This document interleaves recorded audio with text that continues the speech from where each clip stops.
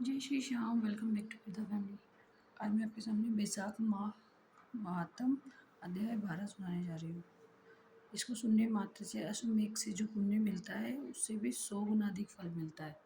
जैसा कि आप लोग जानते हो कितना महिमा है इसमें, स्नान की और दान की, तप की, जप की।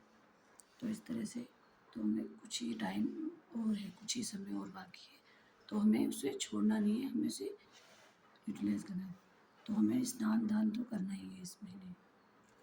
ज़्यादा बड़ी पूजा नहीं है, छोटी सी पूजा है, तो करना भी चाहिए। तो सबसे पहले शुरू करने से पहले गणेश वंदना करते हैं। ओम गण गणपताय नमः।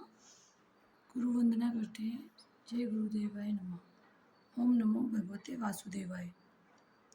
तो पिछले अध्याय में देखा था हमने, यमराज जी और ब्राह्मण जी का संवाद हुआ था, तो उसमें बताया था। तो आप शुरू करते थे। गुरु कश्यप जी द्वारा राजा महिरथ को उपदेश देने पर राजा महिरथ बहुत दुखी हुआ और अपने कर्मों पर ग्लानि करने लगा।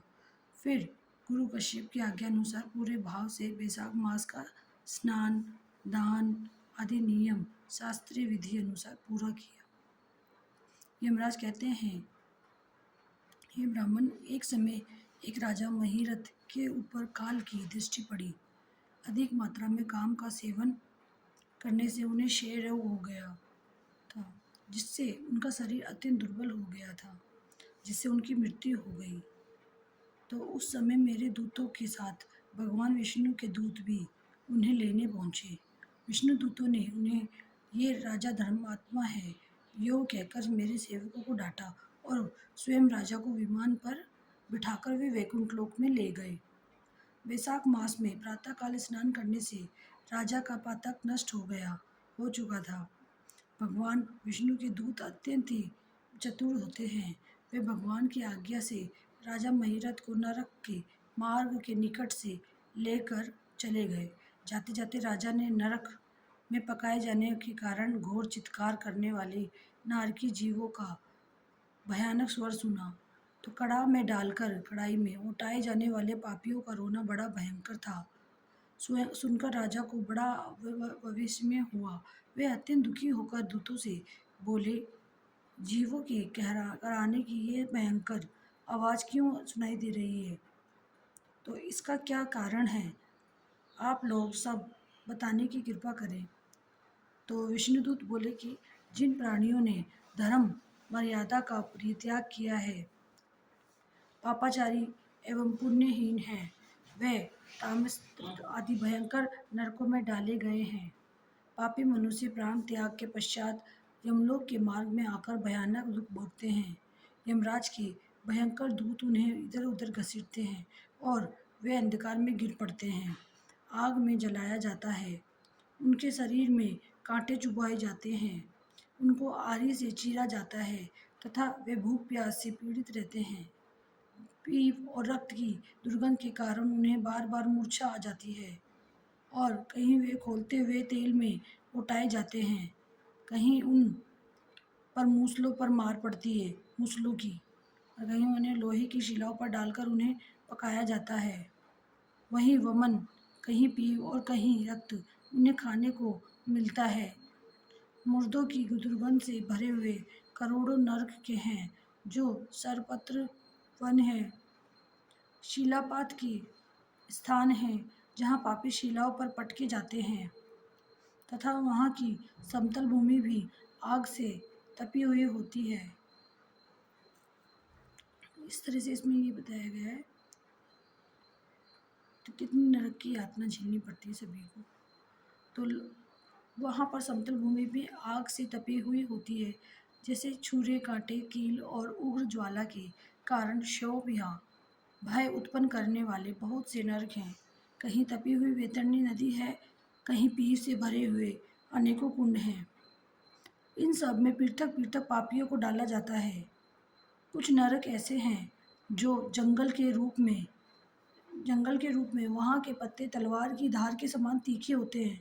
इसी से उन्हें अश्विपत्रवन कहते हैं। वहाँ प्रवेश करते ही नर नारियों के शरीर कतने और छिलने लगते हैं।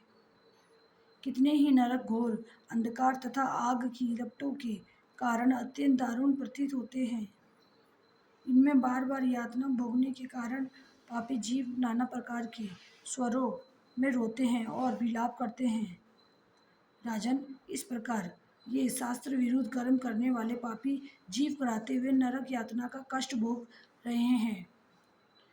उन्हीं का ये क्रदन हो रहा है। सभी प्राणियों को अपने पूर्वकृत कर्मों का भोग भोगना पड़ता है। पराई स्त्रियों का संग प्रसन्नता के लिए किया जाता है, किंतु वास्तव में वह दुख ही देने वाला होता है। 2 घड़ी तक किया हुआ विषय सुख का आस्वादन अनेक कल्पों तक दुख देने वाला होता है। राजेंद्र, तुमने वैशाख मास में प्रातः स्नान किया है। उसकी विधि का पालन करने से तुम्हारा शरीर पावन बन गया है। उससे छूकर बहने वाली वायु का स्पर्श पाकर ये क्षण भर के लिए सुखी हो गए हैं।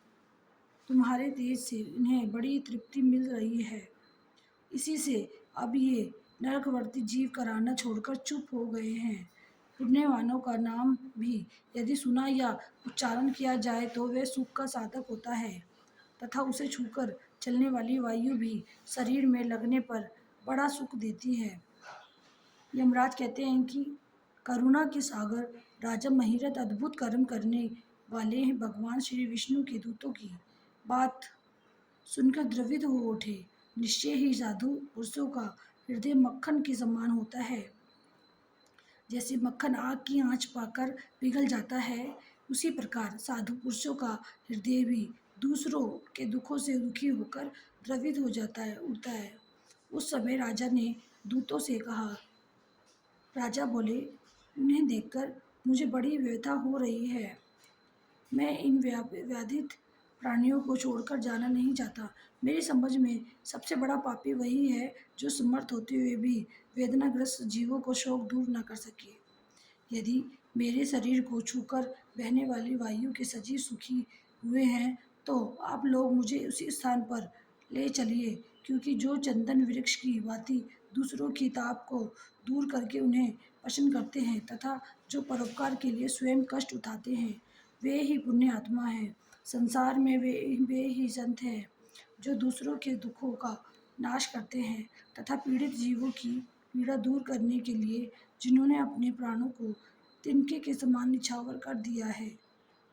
जो मनुष्य सदा दूसरों की भलाई के लिए तैयार रहते हैं, उन्हें इस पृथ्वी को धारण कर रखा है ऐसे लोगों ने। जहाँ सदा अपने मन को ही सुख मिलता है, वे स्वर्ग भी नरक के ही समान है। अतः साधु पुरुष सदा दूसरों के सुख से ही सुखी होते हैं। कृष्ण, यहाँ नरक में गिरना अच्छा, प्राणों से वियोग हो जाना भी अच्छा, किंतु प्रेरित जीवों की पीड़ा दूर किए बिना एक क्षण भी सुख भोगना अच्छा नहीं है। दूत बोले, राजन, पापी पुरुष अपने कर्मों का ही फल भोगते हैं। वे भयंकर नरक में पकाए जाते हैं। जिन्होंने दान, होम अथवा पुण्य तीर्थ में स्नान नहीं किया, मनुष्य का उपकार तथा कोई उत्तम पुण्य नहीं किया, वे ही परलोक में आने पर घोर नरकों में पकाए जाते हैं। जिनका शील स्वभाव दूषित होता है, दूषित है, जो दुराचारी व्यवहार में निंदित, दूसरों की बुराई करने वाले एवं पापी हैं, वे ही नरक में पड़ते हैं। जो पापी अपने वचनों से दूसरों के हृदय पर चोट करते हैं, तथा जो पराई स्त्रियों के साथ विहार करते हैं, वे नरकों में पकाए जाते हैं। महाभाग भूपाल, आओ अब भगवान के धाम को चले। तुम पुण्यवान हो, अतः अब तुम्हारा यहाँ ठहरना उचित नहीं। राजा ने कहा, विष्णु दत्तगण, यदि मैं पुण्य आत्मा हूँ तो इस महाभयंकर यातना मार्ग में कैसे लाया गया? मैंने कौन सा पाप किया है तथा किस पुण्य के प्रभाव से मैं विष्णु धाम को जाऊंगा? आप लोग मेरे इस संदेह को दूर करें। दूत बोले, हे राजन, तुम्हारा मन काम के अधीन हो रहा था, इसलिए तुमने कोई पुण्य यज्ञ अनुष्ठान नहीं किया, इसलिए तुम्हें इस मार्ग से लाया गया है। किंतु लगातार 3 वर्षों तक तुमने अपने गुरु की प्रेरणा से वैशाख मास में विधिपूर्वक प्रातः स्नान किया है, तथा महापापों और अति पापों की राशि का विनाश करने वाले भक्तवत्सल विघ्नेश्वर भगवान श्री मधुसूदन की भक्ति पूर्वक पूजा की है। ये सब पुण्यों का सार है। केवल एक ही पुण्य से तुम देवताओं द्वारा पूजित होकर विष्णु धाम को ले जाए जा रहे हो। राजन, ऐसे ही एक चिंगारी पड़ने जाने पर से तिनकों की राशि भस्म हो जाती है, उसी प्रकार वैशाख मास में प्रातः स्नान करने से पाप का विनाश हो जाता है। जो वैशाख में शास्त्रोक्त नियमों से युक्त होकर स्नान करता है, वह हरिभक्त पुरुष अति पापों के समूह से छुटकारा पाकर विष्णु पद को प्राप्त होता है। यमराज कहते हैं, ब्राह्मण देव, तब दया सागर राजा ने उन जीवों के शोक से पीड़ित हो भगवान विष्णु के दूतों से विनयपूर्वक कहा, साधु, प्राप्त हुए ऐश्वर्य का गुणों का तथा पुण्य का यही फल मानते हैं कि इनके द्वारा कष्ट में पड़े हुए जीवों की रक्षा की जाए। यदि मेरा कुछ पुण्य है तो उसी के प्रभाव से ये नरक में पड़े हुए जीव निष्पाप होकर स्वर्ग को चले जाएं और मैं इनकी जगह नरक में निवास करूंगा। राजा के ऐसे वचन सुनकर श्री विष्णु के मनोहर दूत उनके सत्य और उदारता पर विचार करते हुए इस प्रकार बोले कि हे राजन, इस दयारूप धर्म के अनुष्ठान से तुम्हारे संचित धर्म की विशेष वृद्धि हुई है। तुमने वैशाख मास में जो स्नान, दान, जप और होम, तप तथा देव पूजन आदि कर्म किए हैं, वे अक्षय फल देने वाले हैं हो गए हैं। जो वैशाख मास में स्नान दान करके भगवान का पूजन करता है, वह सब कामनाओं को प्राप्त होकर श्री विष्णु धाम को जाता है। एक और तप और दान और यज्ञ आदि की शुभ क्रियाएं हैं और एक और विधि पूर्वक आचरण में लाया हुआ वैशाख मास का व्रत हो तो वैशाख मास का फल ही अधिक होता है। राजन, वैशाख मास के एक दिन का भी जो पुण्य है, वे तुम्हारे लिए सब दानों से बढ़कर है। दया के समान धर्म, दया के समान तप, दया के समान दान और दया के समान कोई भी मित्र नहीं है। पुण्य का दान करने वाला मनुष्य सदा लाख गुना पुण्य प्राप्त करता है। विशेषता तुम्हारी दया के कारण धर्म का कारण की अधिक वृद्धि हुई है। जो मनुष्य दुखित प्राणियों का दुख से उद्धार करता है, वही संसार में पुण्य आत्मा है। उसे भगवान नारायण के अंश से उत्पन्न समझना चाहिए। राजन, वैशाख मास की पूर्णिमा को तीर्थ में जाकर जो तुमने सब पापों का नाश करने वाला स्नान दान आदि पुण्य किया है, उसे विधिवत और मानकर भगवान श्री हरि को साक्षी बनाकर 3 बार संकल्प करके इन पापियों के लिए दान कर दो, जिससे ये नरक से निकलकर स्वर्ग को चले जाएंगे। राजन, हमारा तो ऐसा विश्वास है कि पीड़ित जंतुओं को शांति प्रदान करने से जो आनंद मिलता है, उसे मनुष्य स्वर्ग और मोक्ष में भी नहीं मिलता। तुम्हारी बुद्धि या दया एवं दान भी वृद्धि हो, इसे देखकर हम लोगों को भी खुशी हो रही है। राजन, यदि तुम्हें अच्छा जान पड़े तो अब बिना विलंब किए इन्हें अब वे पुण्य प्रदान करो जो नरक यातना के दुखों को दूर करने वाला है। विष्णुदूतों के यूं कहने पर दयालु राज महिरथ ने भगवान गदाधर को साक्षी बनाकर 3 बार प्रतिज्ञा पूर्वक संकल्प लिया। अब अपना पुण्य अर्पण किया। वैशाख मास के एक दिन के ही पुण्य का दान करने पर वे भी सभी जीव यम यातना के दुख से मुक्त हो गए। फिर अत्यंत हर्ष से भरकर वे श्रेष्ठ विमान पर आरूढ़ हुए और राजा की प्रशंसा करते हुए उन्हें प्रणाम करके स्वर्ग को चले गए। इस दान से राजा को विशेष पुण्य की प्राप्ति हुई। मुनियों और देवताओं का समुदाय उनकी स्तुति करने लगा तथा वे जगदीश्वर श्री विष्णु के पार्षदों द्वारा अभिवंदित होकर उस परम पद को प्राप्त हुए जो बड़े बड़े योगियों के लिए भी दुर्लभ है। इतनी कथा कहने के बाद यमराज कुछ रुके, फिर पुनः बोले, हे ब्राह्मण, ये वैशाख मास और वैशाख पूर्णिमा का कुछ महात्म्य मैंने तुम्हें थोड़े में ही बताया है। ये महात्म धन, यश, आयु तथा परम कल्याण प्रदान करने वाला है। इतना ही नहीं, इससे स्वर्ग तथा लक्ष्मी की भी प्राप्ति होती है। प्रशंसनीय महात्मा अंतःकरण को शुद्ध करने वाला और पापों को धो डालने वाला है। माधव मास का ये महात्मा भगवान माधव को अत्यंत प्रिय है। राजा महिरथ का चरित्र और हम दोनों का संवाद सुनने, पढ़ने तथा विधि पूर्वक अनुमोदन करने से मनुष्य को भगवान की भक्ति प्राप्त होती है, जिससे समस्त कलेशों का नाश हो जाता है।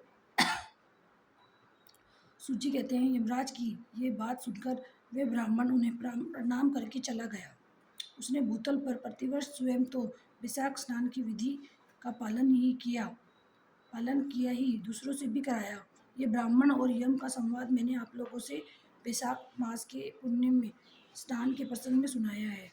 जो इच्छित होकर वैशाख मास के महात्म्य को श्रवण करता है वह सब पापों से मुक्त होकर श्री विष्णु के परम पद को प्राप्त होता है। वैशाख मास महात्म अध्याय 12 संपूर्ण हुआ। तो आपने देखा जरा से स्नान से हमारे कितने पाप नष्ट हो सकते हैं। तो हमें माघ वैशाख माघ में स्नान करना चाहिए। हरे कृष्णा।